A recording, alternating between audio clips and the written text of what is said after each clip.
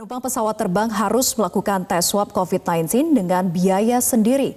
Tapi biaya tes mandiri ini rata-rata bisa mencapai angka 1 juta rupiah. Apakah orang ini mau melakukan tes mandiri dengan biaya sebesar ini? Untuk membahasnya kami telah tersambung dengan Dewan Pakar Ikatan Ahli Kesehatan Masyarakat Indonesia dan Persaudaraan Rumah Sakit Seluruh Indonesia Hermawan Saputra. Selamat pagi Pak Hermawan. Selamat pagi Mbak Fira. Ya, DKI Jakarta ini sudah menerapkan aturan bagi para pendatang untuk masuk ke DKI Jakarta. Salah satu syaratnya bukan hanya SIKM tapi juga bukti surat keterangan tes swab yang biayanya kalau memang ini belum mempunyai bukti senilai 1 juta rupiah. Bagaimana tanggapan Anda terkait aturan ini? Ya, pertama aturan ini berdasarkan semacam surat edaran ya dari gugus tugas percepatan penanganan COVID-19. Kemudian ini kan ada dua pendekatan yang dipakai, yaitu hasil pemeriksaan rapid dan juga hasil pemeriksaan PCR atau swab.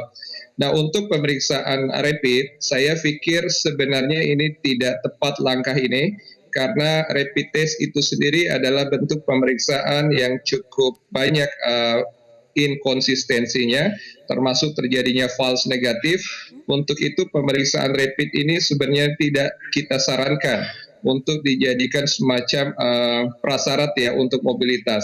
Di samping mobilitas itu sendiri juga sudah kita sampaikan agar tidak terlalu gegabah untuk dibuka moda transportasi dan lain-lain, mengingat pandemi di Indonesia ini sudah antar pulau, antar provinsi dan antar daerah.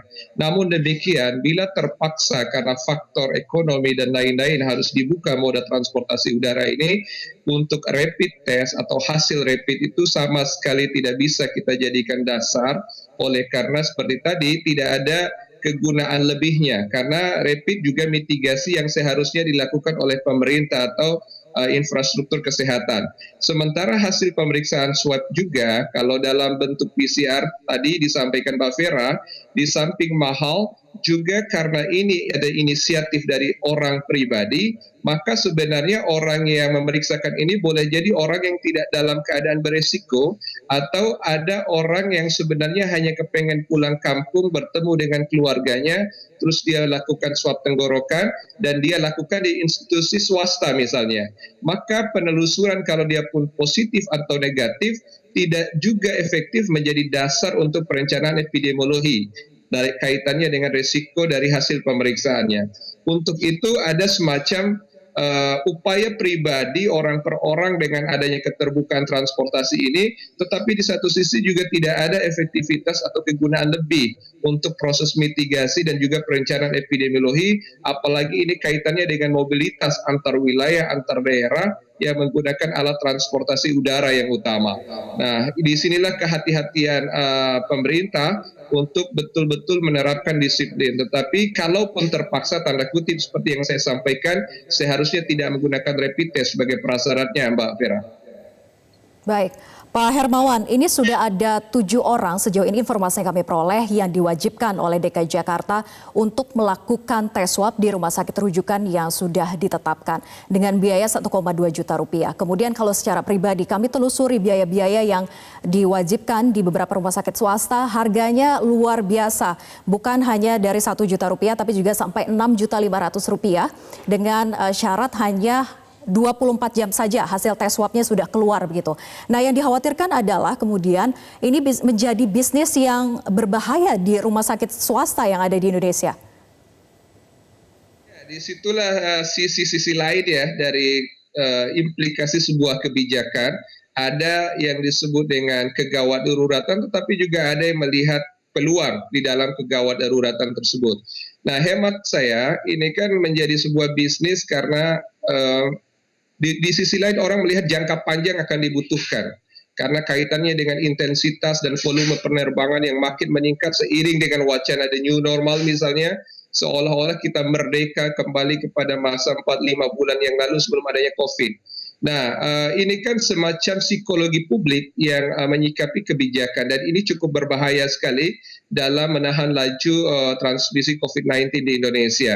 Karena hampir seluruh wilayah sekarang kalau kita tanya, moda transportasi udara ini dibuka untuk wilayah mana, penerbangan dari bandara mana ke bandara mana, mau di provinsi mana sekarang ini. Apalagi kalau kita lihat provinsi-provinsi atau daerah dengan destinasi wisata tertinggi di kita, seperti Yogyakarta, Bali, Sumatera Utara, Sulawesi Selatan, juga Kalimantan Selatan dan Provinsi Nusa Tenggara Barat, Lombok misalnya, termasuk Sumatera Selatan, itu daerah-daerah atau provinsi dengan laju kenaikan kasus yang cukup signifikan, termasuk di belahan Jawa seperti Semarang, Surabaya, semua ini menjadi epicentrum baru di wilayah masing-masing.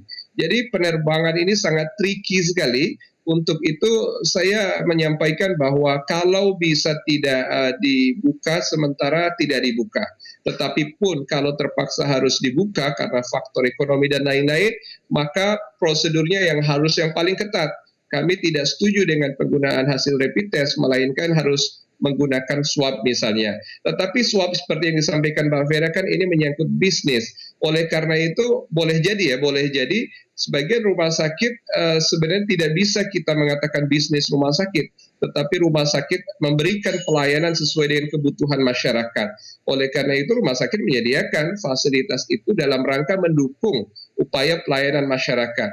Yang kita pikirkan atau yang harusnya menjadi pertimbangan itu bukan rumah sakitnya, tetapi lebih kepada protokol kebijakannya. Nah ini yang menjadi hulu persoalannya Mbak Vera.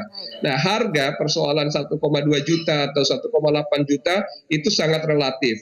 Kalau hasilnya dijanjikan hanya dalam 1 hari, dia berarti menggunakan mesin atau alat PCR yang sifatnya otomatis, hasilnya bisa langsung didapat ketika alat ini berguna atau berfungsi dengan baik. Ada 2 tipe PCR itu, ada yang mengandalkan proses otomatik, ada yang menggunakan proses SDM dengan kompetensi khusus butuh waktu lebih dari 1 hari, Mbak Vera. Baik, sebetulnya bagaimana cara menentukan harga ini Pak? Karena biayanya yang ditawarkan tadi sampai dengan Rp6.500.000. Ya tentu ada ya, karena kaitannya komponen pemeriksaan. Jadi ada yang kita sebut dengan unit cost and utility cost. Kalau kita lihat unit cost dalam pemeriksaan PCR ini ada yang terkait dengan jasa pemeriksaan, mulai dari pengambilan swabnya, kemudian juga bagaimana nanti ada petugas labnya untuk melakukan pemeriksaan ini dengan cepat, karena kecepatan itu menentukan, mungkin tanda kutip, menentukan harga. Yang ketiga juga berkaitan dengan efektivitas, sensitivitas. Karena kalau sampel atau spesimen lebih cepat diambil, bisa jadi juga hasil dilakukan dengan cepat, itu lebih valid atau lebih baik. Oleh karena juga ya biasanya dorongan harga yang besar atau yang banyak menentukan kualitas yang baik. Nah tetapi sekali lagi, PCR ini menjadi opsi yang merupakan golden method sejauh ini. Untuk itu kecepatannya, cara pengambilan swabnya, lama atau tidaknya spesimen itu menunggu, dan juga kompetensi dari tenaga kesehatan yang memeriksa, itu semua menyebabkan kualitas yang menentukan harga dari hasil pemeriksaan PCR ini. Maka semakin cepat, semakin valid, semakin kompeten petugasnya, benar caranya, boleh jadi memang akan mahal harganya karena terkait dengan utility cost. Nah, hanya saja ini yang saya sebut tadi berkaitan dengan kepentingan bisnis, kadang tidak sejalan dengan kepentingan epidemiologi. Pertanyaannya, fungsi epidemiologi apa yang bisa kita ambil sebagai peta perencanaan ketika semua orang berinisiatif secara orang per orang atau pribadi untuk memeriksakan diri. Seharusnya dalam keadaan wabah seperti ini, segala sesuatu yang berupa pemeriksaan itu harus dilakukan oleh pemerintah secara terukur, sistematis, dan masif untuk penggunaan kebijakan sebagai fungsi mitigasi dan perencanaan epidemiologi. Jadi tidak dilakukan secara tanda kutip serampangan orang per orang hanya karena kepentingan bisnis, mobilitas, penerbangan, dan lain-lain, Mbak Vera. Baik, aturan ini bukan hanya swab test saja tetapi juga karantina mandiri, bukan di rumah masing-masing tetapi justru di beberapa hotel yang sudah ditetapkan oleh DKI Jakarta. Dan kami tidak mengetahui biaya yang dikeluarkan harus berapa oleh mereka para pendatang ini. Yang dikhawatirkan adalah dari awal ini aturan tes swabnya 1,2 juta rupiah, belum lagi karantina mandiri yang ditetapkan di beberapa tempat gitu. Nah, ini apakah betul harus dikontrol juga oleh pemerintah pusat agar tiap-tiap daerah tidak membuat kebijakan-kebijakan yang semacam ini? Ya, kalau di sisi lain ya, kita memaklumi kadang melihat pemerintah daerah dimanapun ya, karena pemerintah daerah berkepentingan melindungi segenap warga masyarakatnya secara lebih teknis, karena pemerintah daerah lah yang paham karakteristik, kebutuhan, dan juga infrastruktur di daerahnya. Alih-alih kalau kita lakukan secara longgar oleh pemerintah daerah, itu bisa jebol. Terjadi silent transmission karena silent movement begitu.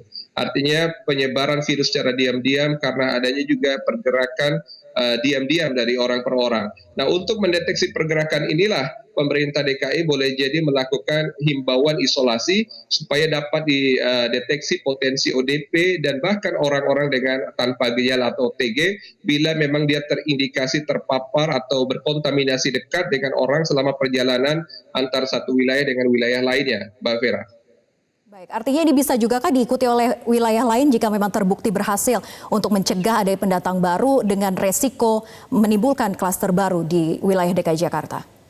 Saya pikir itu cara yang logik dilakukan oleh pemerintah daerah masing-masing, terutama di kota-kota besar. Kita harus ingat hampir semua moda penerbangan ini, transportasi bandara ke bandara itu tertuju pada kota besar ke kota besar lainnya.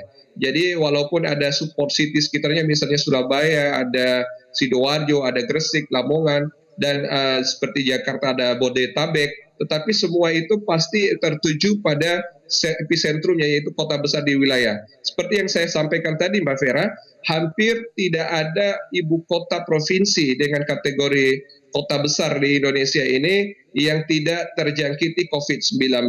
Begitu moda transportasi udara dibuka, karena memang segmen udara ini kan paling tidak transportasi orang-orang menengah ya, kelas menengah. Jadi orang-orang dengan kelas menengah ini boleh jadi banyak kepentingan bisnis, pekerjaan, tetapi yang sulit kita pahami bila kepentingan keluarga. Dalam kondisi seperti kegawat daruratan wabah seperti ini, kepentingan keluarga seharusnya bukan menjadi alasan utama untuk kita bermobilitas, terkecuali mereka kepentingan pekerjaan yang memang pekerjaannya pun relevan untuk pencegahan dan penanganan COVID. Di sinilah protokol pengetatan oleh pemerintah pusat sekaligus pemerintah daerah menyiapkan infrastruktur dan metode isolasi yang memang wajar untuk dilakukan pemerintah daerah, Mbak Vera. Baik, terima kasih Dewan Pakar Ikatan Ahli Kesehatan Masyarakat Indonesia dan Persatuan Rumah Sakit Seluruh Indonesia, Hermawan Saputra. Kita harapkan betul bahwa aturan swab test ini bisa menjadi salah satu penghambat terjadinya lonjakan pendatang masuk ke wilayah DKI Jakarta agar tidak ada klaster baru. Terima kasih.